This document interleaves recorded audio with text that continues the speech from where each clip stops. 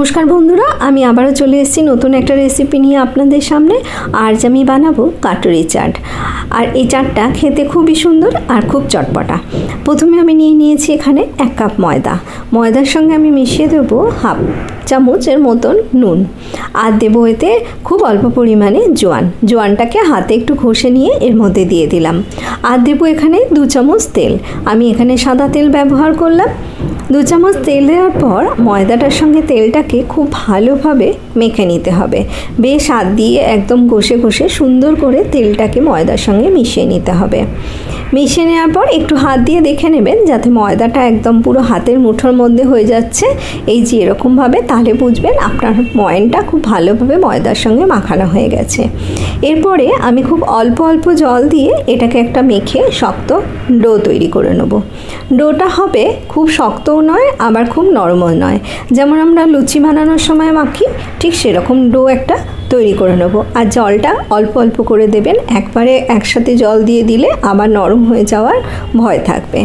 এটা আমার মাখা হয়ে গেছে। এবার এটাকে আমি আধা ঘন্টার জন্য রেখে দেব একটু রেস্টে। যতক্ষণ এটা রেস্টে থাকবে ততক্ষণ এই চাটের ভেতরে যে আমি পুরটা দেব সেটা বানিয়ে নেব।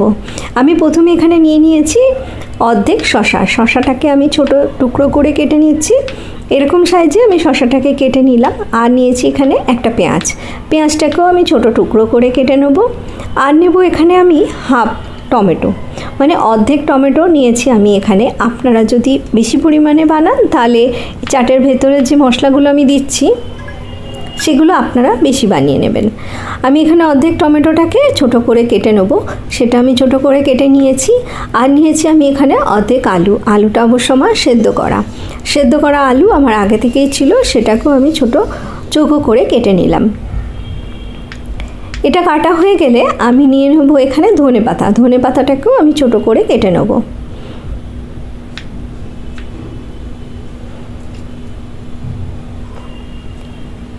সবগুলো আমার কাটা হয়ে গেছে। আমি সবগুলোকে একটা বাটির মধ্যে তুলে রাখছি।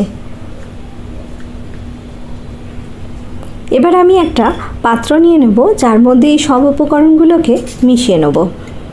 প্রথমে দিয়ে দিয়েছি আলু, তারপরে শসা, তারপরে পেঁয়াজ, টমেটো আর দেব ধনেপাতা কুচি।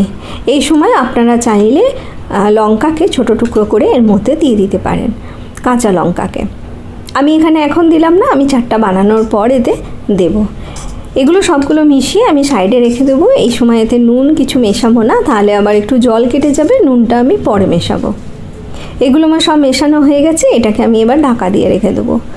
এর মধ্যে আধা ঘন্টা হয়ে গেছে। আমার ময়দাটা রেস্টে ছিল, সেটাও সুন্দরভাবে আমার মাখানো হয়ে গেছে। এবার এ থেকে আমি কয়েকটা লেচি কেটে নেব। এই যে লুচি বানানোর যেরকম লেচি হয় সেরকমভাবে কেটে নেব। কেটে নিয়ে এগুলোকে আমি লুচির মতন গোল শেপ দিয়ে দেবো। আমি এখানে এই কাটুরিটা বানানোর জন্য টাট বানানোর যে মোল্ডগুলো হয় সেগুলো ব্যবহার করলাম। তবে আপনারা এখানে ছোট সাইজের যে কাটুরি হয় বা বাটি যে একদম ছোট সাইজের হয় সেগুলো এখানে ব্যবহার করতে পারেন। এবার আমি এই লেচি কেটে রেখেছিলাম সেটাকে আমি গোল করে বেলে নেব। লুচির মতন করে বেলবো, তবে একদম পাতলা করব না আর একদম মোটাও করব না। মাঝামাঝি একটা থিকনেসে এটাকে আমাকে বেলে নিতে হবে। দেখুন এইভাবে এটাকে আমি বেলে নিয়েছি। এটা আমার বেলা হয়ে গেছে। এবার একটা ছুরির সাহায্যে এর মাঝখানে ছোট ছোট একটা কাট লাগিয়ে নেব। যদি এইভাবে না কাট লাগাই তাহলে আবার এটা লুচির মতন ফুলে যাবে, তাই এই কাটটা অবশ্যই লাগিয়ে নেবেন। এবার এই বাটিটা আমি টাট মোল্ডের যে বাটিটা সেটা নিয়ে নিয়েছি, তার পেছনের দিকে এইভাবে আমি এটাকে ছিটিয়ে দিচ্ছি। দেখুন এইভাবে আমি এটাকে পুরো লাগিয়ে দিয়েছি। ব্যাস এটা লাগিয়ে দিলেই হয়ে যাবে, আর কিছু করতে হবে না। এটাকে আমি রেখে দেবো বানিয়ে দিয়ে। এবার কড়া বসিয়ে দেবো। কড়াতে দিয়ে দেবো আমি সাদা তেল। এখানে আমি সাদা তেল ব্যবহার করলাম। তবে এটা লাগানোর সময় একদম ওপর দিকে বেশি টেনে দেবেন না, তাহলে আবার এটা বের করতে অসুবিধা হবে। দেখুন এই যে তেলটা আমি দিয়ে দিচ্ছি। তেলটা আমার গরম হয়ে গেছে। তেলটা গরম হয়ে যাওয়ার পর আমি গ্যাসের ফ্লেমটা একদম মিডিয়াম টু লোতে রেখে এটাকে আমি এর মধ্যে দিয়ে দেবো। এটা এমনি ওপরে বাটিটা আস্তে করে বেরিয়ে আসবে, এর জন্য আপনাকে বেশি পরিশ্রম করতে হবে না কিছুই। এইভাবে আপনি রেখে দেবেন 2-4 মিনিট। ওপর থেকে নিচ থেকে একটু গরম হয়ে গেলেই ওপরে বাটিটা আস্তে করে বেরিয়ে চলে আসবে। আমি এখানে সাঁড়াশি দিয়ে এটাকে আস্তে করে তুলে নিলাম। দেখুন সুন্দর একটা কাটুরির শেপ হয়ে গেছে। এটা আমার নিচের দিক থেকে ভাজা হয়ে গেছে। আমি তেলটা নিয়ে ভেতরের দিকে একটু দিয়ে দিচ্ছি। যেহেতু আমি এখানে তেলটা একটু কম ব্যবহার করেছি, একদম ডুবো তেল করিনি, যার জন্য তেলটাকে আমাকে এইভাবে দিয়ে দিতে হচ্ছে। আপনারা একদম বেশি তেল দিয়েও এটাকে ভাজতে পারেন। দেখুন নিচটা আমার একদম লাল করে ভাজা হয়ে গেছে। এটাকে আমি উল্টে দিলাম। এইভাবে আরও 4 মিনিট আমি ভেজে নেব। ভাজা হয়ে গেছে, দেখুন একদম লাল লাল হয়ে গেছে। এইভাবে উল্টে পাল্টে লাল করে একদম ভেজে নিতে হবে। নিয়ে এটাকে আমি তুলে নেব। দেখুন এটা কত সুন্দর একদম লাল হয়েছে কাটুরিটা। এইভাবে আমি সব কাটুরিগুলোকেই ভেজে নেব। এগুলো বেশ 2-4 দিনের মতন একদম আপনারা স্টোর করে রেখে দিতে পারেন এয়ারটাইট কৌটে। এটা বানিয়ে আপনি রেখে দেবেন, তাহলে প্রায় 2-4 দিন খুব সুন্দর একদম কুরকুরা থাকে। এভাবে আমি সবগুলোকে একটা একটা করে ভেজে তুলে নেব। এগুলো আমার ভাজা হয়ে গেছে। এবার আমি আগে থেকে যে শসা পেঁয়াজ কুচি সেগুলোকে মাখিয়ে রেখেছিলাম সেটার মধ্যে এবার মিশিয়ে দিলাম আমি নুন। এখানে আমি ব্ল্যাক সল্ট ব্যবহার করলাম আর দিলাম চাট মশলা। আপনারা এতে চাইলে সেদ্ধ ছোলাও দিতে পারেন। আর দিয়ে দিলাম এতে ইমলি চাটনি। এটা আমার প্যাকেট চাটনি ছিল, সেটা আমি ব্যবহার করলাম। দিয়ে এটাকে ভালো করে মিশিয়ে নিলাম। নিয়ে এর মধ্যে আমি দিয়ে দেবো আমার কাছে সেদ্ধ ছোলা ছিল, সেই ছোলা আর একটু রোস্টেড বাদাম, এই দুটো আমি এর মধ্যে মিশিয়ে দিলাম।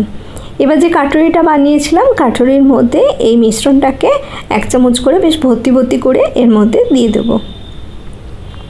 আপনারা যদি কেউ দই খেতে পছন্দ করেন তাহলে এই চাটের মধ্যে দইও দিতে পারেন, টক দই, সেটাও দিলে খেতে ভালো লাগবে। আর সসের পরিমাণ আপনারা নিজেদের ইচ্ছা অনুযায়ী বাড়িয়ে কমিয়ে দেবেন। ওপরে দিয়ে দিচ্ছি আনারের একটু দানা, এটা দিলে চাটটা খেতে খুবই ভালো লাগবে। আর দিয়ে দেবো সেউ ভাজা একটু, আর দেবো ধনেপাতা কুচি দিয়ে গার্নিশিং করে এটাকে আমি সার্ভ করে দেবো। বিকালে জলখাবারে এটা যদি আপনি দেন তাহলে সকলে আপনার তারিফ অবশ্যই করবে। আশা করি আমার রেসিপিটা আপনাদের ভালো লেগে থাকবে। যদি ভালো লেগে থাকে তাহলে নতুন বন্ধুদের কাছে অনুরোধ রাখবো তারা আমার চ্যানেলটাকে সাবস্ক্রাইব করে নেবেন।